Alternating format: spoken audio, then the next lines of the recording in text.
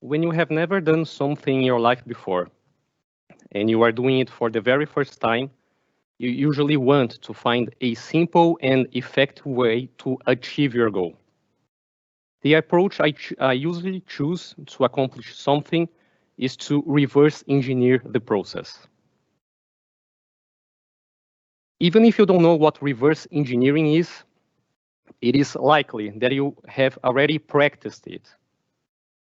The essence behind this practice is discovering the most important principles that lead us to our goal, starting from the end result and working our way backwards to where we are.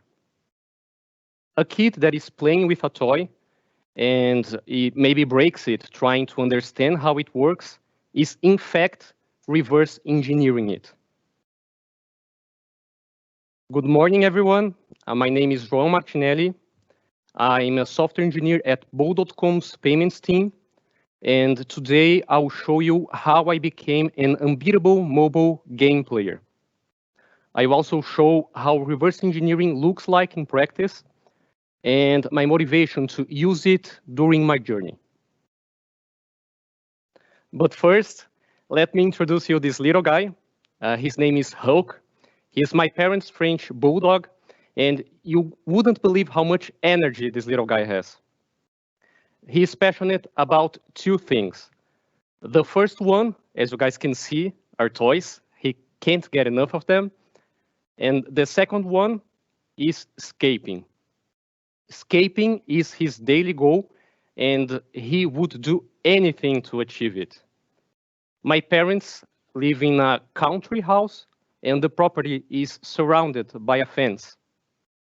And Hulk's expertise is to find weak spots at the bottom part of that, so he can escape. So the story looks a bit like this. Hulk is always there, faking his innocence and trying to make his way beneath the fence. I actually spotted him doing it a couple times, and once he finds the spot, he makes sure to look at you deep in your soul as he wanted to say, yes, I'm smarter than you. So we were challenged by the dog, and our reaction was to reverse engineer him. So we had our goal that was fixing all the spots, the weak spots at the fence. And as our tools, we used observation to watch his behavior and some wires to fix those spots.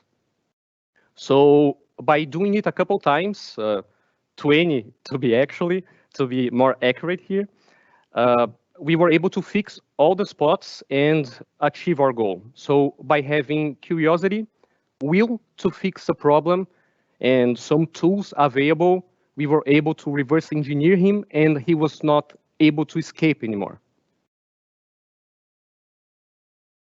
The cool thing about reverse engineering is that we can use it pretty much everywhere. Let me ask you this. Have you guys ever tried to play a mobile game and failed at it miserably? Well, I have. Some games are pretty tricky. The thing about this one is that it went viral back in 2013, and it was very difficult. It works like this. Your bird will be there. It will keep flying. So all you need to do is to touch the screen and avoiding touching the pipes. You touch the pipe, you die. So it means that the longer you fly, the higher your score will be. And all I can remember is how much I sucked at it. So most of my friends were really into this game, and I had this Android phone, and all I wanted to do is to find an easier way for me to get high scores.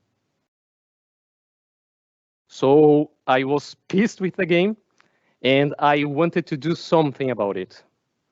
And that's the moment when I started researching about mobile applications. The pathway looks a bit like the one we faced with Hulk, with one tiny difference. That is that yellow, lovely bird.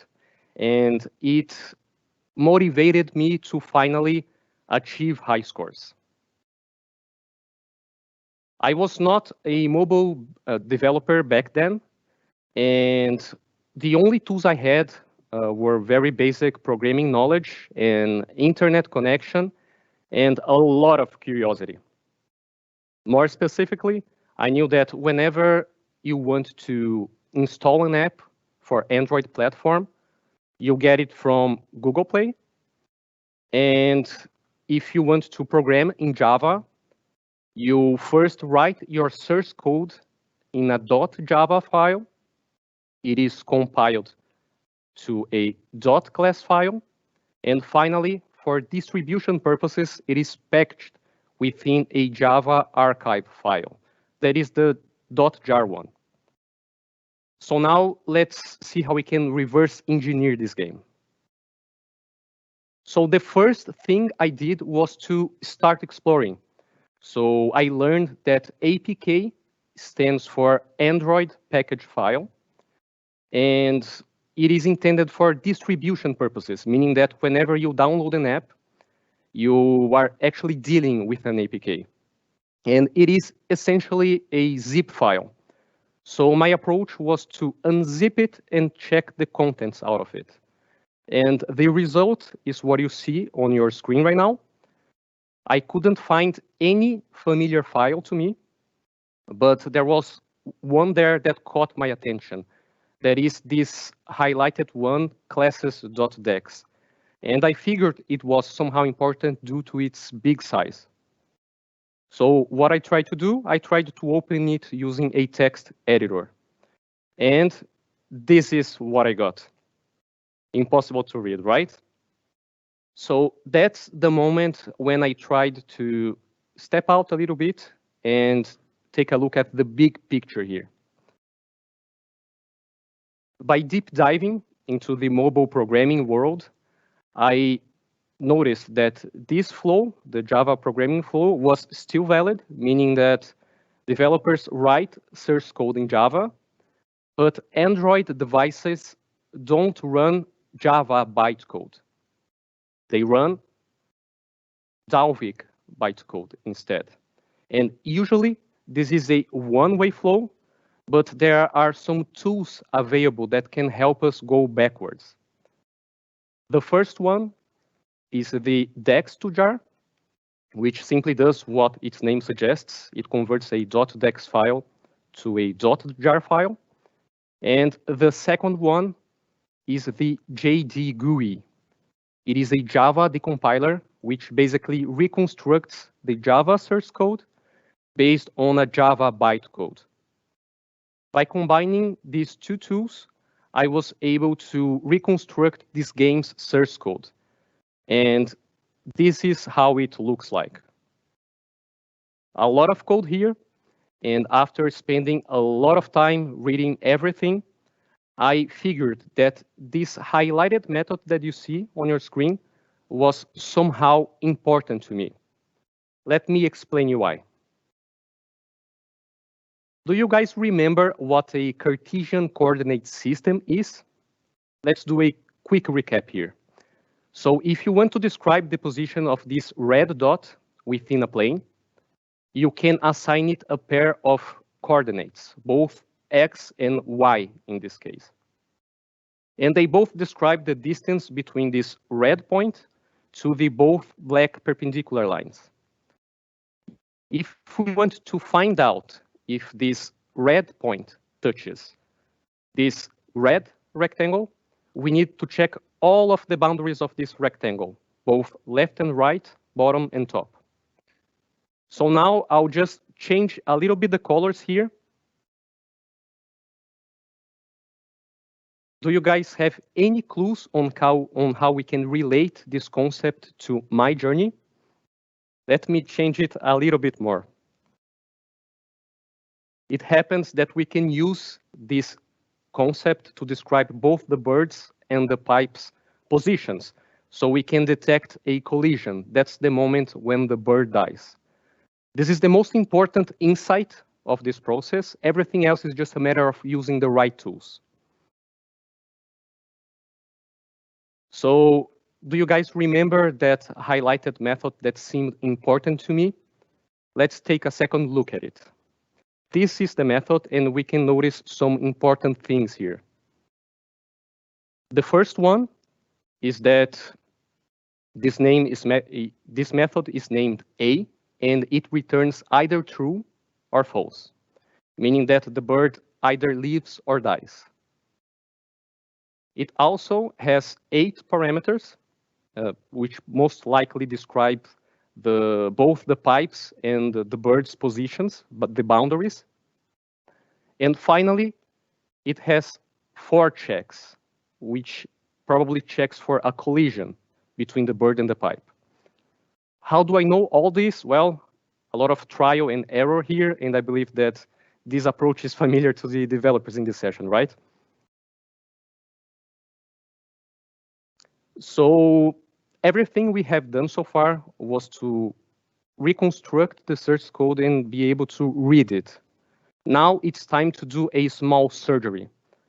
In order for me to become unbeatable, I now can open the APK, change that piece of code, and close it.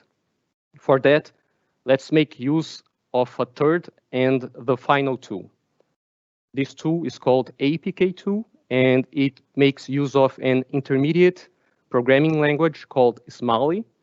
And the thing about this one is that we are able to both read and edit. So what I did was to convert that same piece of code to Smalley, and this is how it looks like. Again, we can notice some important things here. This method is also named A, and it also has 8 parameters. It also has 4 checks for the boundaries, and it either returns true or false. This is the death flag.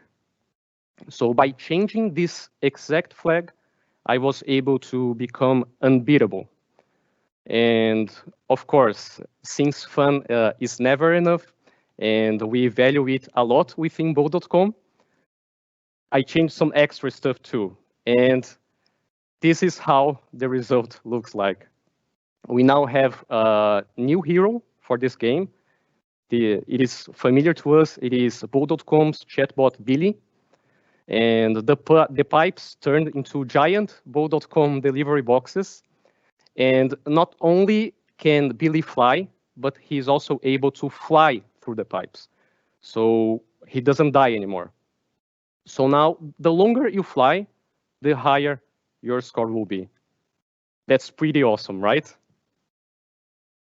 So today, I talked about reverse engineering and some awesome stuff we can do with it. That's all I got. Thank you.